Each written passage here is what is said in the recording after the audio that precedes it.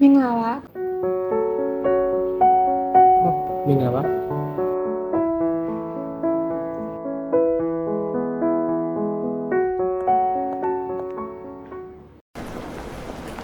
မင်္ဂလာပါ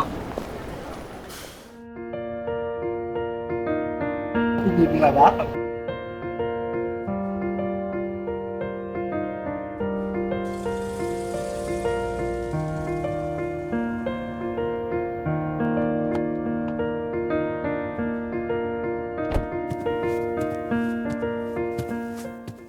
ဟုတ်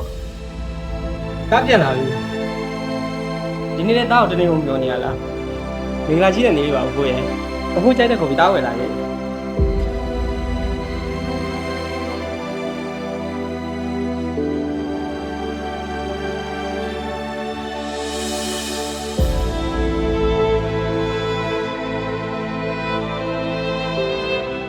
ကျွန်တော်ကလူတွေထဲကလူတစ်ယောက်ဖြစ်တဲ့အတွက်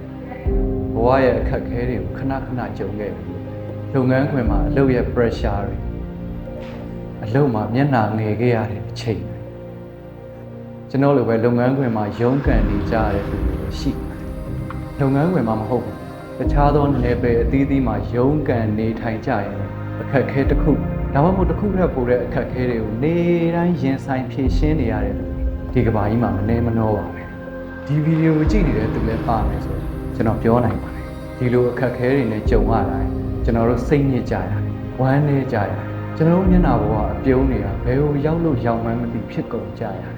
ဒီလိုအခက်အခဲတွေနဲ့ကြုံလာတိုင်းကျွန်တော်အကောင်းဆုံးအားတင်းပြုံးပြီးတော့ပြောနေကြစကားလေးတစ်ခုရှိတယ်အဲ့စကားလေးကမင်္ဂလာပါမင်္ဂလာပါ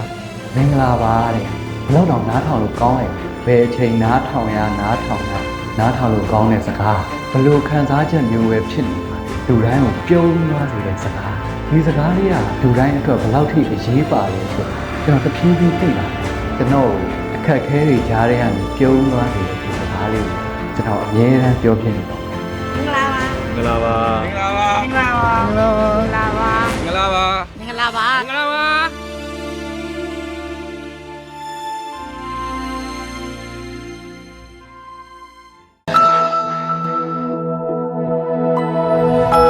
KBZ Life Insurance